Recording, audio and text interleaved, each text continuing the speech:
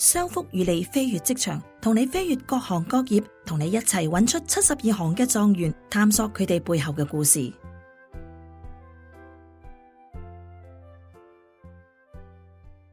Hello， 大家好，商福與你飛越職場又同大家見面啦。今年咧，我哋嘅主題係72行，行行出狀元。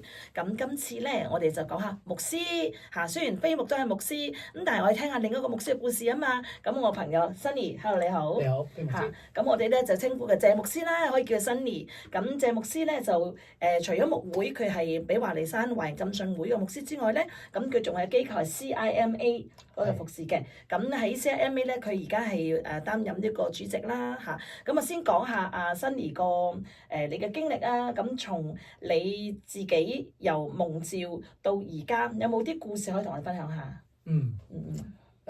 我相信係啦。我一信耶穌嗰時咧，我覺得應該要點咧，就係全程投入啦，去跟隨主啦。因為呢個係真實嘅信仰，所以應該要做。咁所以咧初信主嘅時候咧，就嘗試即使係工作都好啦，仍然都係願意去參加教會嘅侍奉啦。咁特別係第一個侍奉咧，就係俾人邀請咗去少年團契做導師啦。咁啊，我自己嘅母會就係宣道會美孚堂啦。咁但係係一個中產嘅教會啦。咁啊，但係我去到嗰時咧，發覺做咗年幾嘅導師咧，就發覺唔知佢幫我定我幫佢。因為咧因為個情況就係我即係廿歲多咁就信耶穌啦。咁跟住就嗰啲小朋友咧，其實係信二代啦。咁雖然佢係小4至到中3，咁都係十零個嘅小朋友、少年人。咁但係哇，嗰啲故事、啲聖經故事好熟嘅，你講佢都明㗎啦已經。跟住就又識得彈琴，有好多嘅唱詩歌，哇！掉翻轉好似我幫我學習就唔係，所以自己更加係努力啦。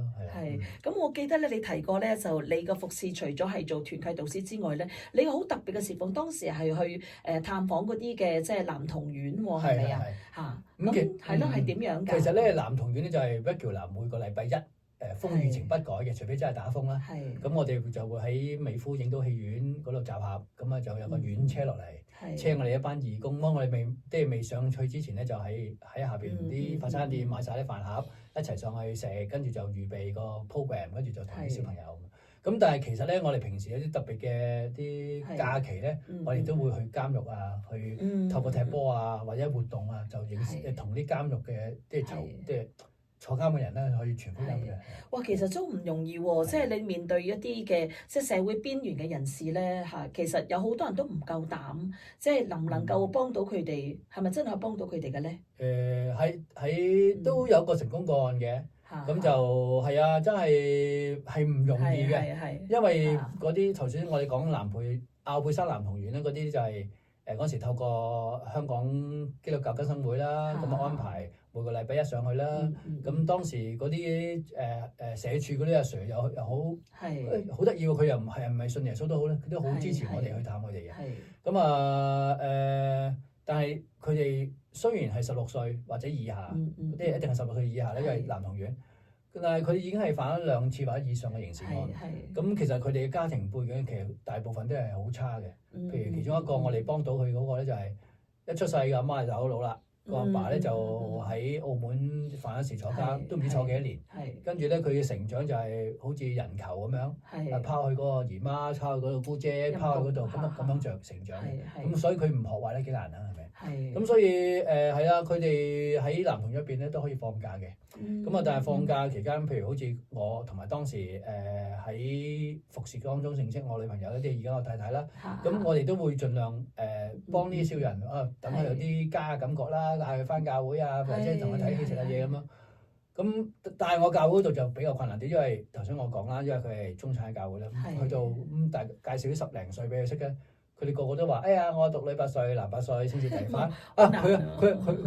佢好似未讀過書咁樣，即係根本上又夾一日。咁但係好感謝神啦，但係個關係仍然 keep 住到佢大個。其實佢最後尾咧因為我移民啦，我哋失咗聯絡啦。但係有一次翻去就發覺佢信咗耶穌啦，認認真真啦，又喺基督教機構侍奉啦，結咗婚啦。嗰時嚟講，佢話俾我聽生我女嘅，不過而家有幾多就唔知啦，因為都因為移咗民之後就斷，即係斷咗啦。有機會可以再有機會呢一個到嘅。哇，其實即係你都有好多嘅愛心或者你嘅即係忍耐，因為即係你探咁多個案，你頭先講得一個，你係見到佢真係改變過你嚇，咁你唔灰心？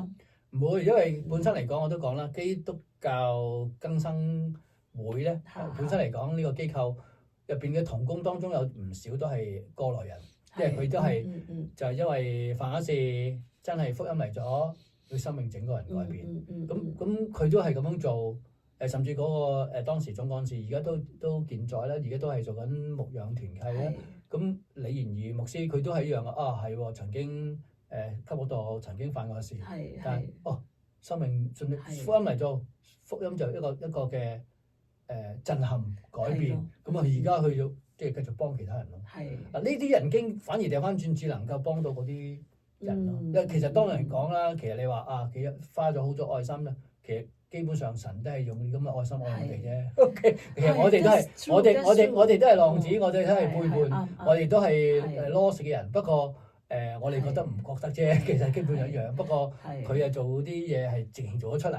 咁我哋咧就做另一種嘅罪性出嚟啫，罪行出嚟啫。即係其實好感動㗎，即係我都好欣賞阿Sunny即係謝牧師佢個愛心。咁就由佢未曾牧會之前，佢都已經即係有咁嘅心去幫助啲邊緣嘅人。咁直到佢牧會之後啦，我知道佢都喺宣教機構咧，都好着力地去帶領一啲人去一齊去短宣啦，去探訪嗰啲即係貧瘠嘅地方啦，非洲嗰啲地方。咁詳情咧就要請大家咧點擊下邊嘅連結，收聽我哋1小時嘅訪問。咁我哋今日咧就只係即係呢個 video 我直嘅 highlight 啦。咁希望即係謝牧師個生命咧都能夠激勵你。原來其實侍奉都有好闊嘅，即係唔單單只係喺教會度唱下詩歌或者做下呢個嘅司事，而係即係擴闊啲去做一啲咧就即係接觸到啲弱勢社群。即係始終我哋都生活咗喺一啲中產嘅當中咧，體會唔到嗰種嘅需要。即係如果你去到真係人哋冇錢或者係佢嘅艱難嘅地方嘅時候，就係正正即係你自己嘅體會，唔單止幫到人，自己都有個好嘅成長咯嚇。咁我再一次多謝謝牧師啦，同我做呢個訪問啦嚇。咁記得聽翻下邊嘅連結1小時個 full version 個訪問咯噃。咁我哋商福職場鹽光使團咧就邀請你哋參加我哋活動啦，同埋我哋都有啲課程去開辦俾大家嘅。咁想查詢多啲咧，就俾電話俾飛牧啦，或者係去到我哋嘅website 瀏覽嚇。我哋嘅電話係0430095865。咁我哋就節目到呢度先啦。咁下次見大家，拜拜。商福與你飛越職場係由商福職場鹽光使團贊助播出。如果有任何詢問，歡迎致電0430095865，或者瀏覽我哋嘅網站 www.besaltandlight.org.au。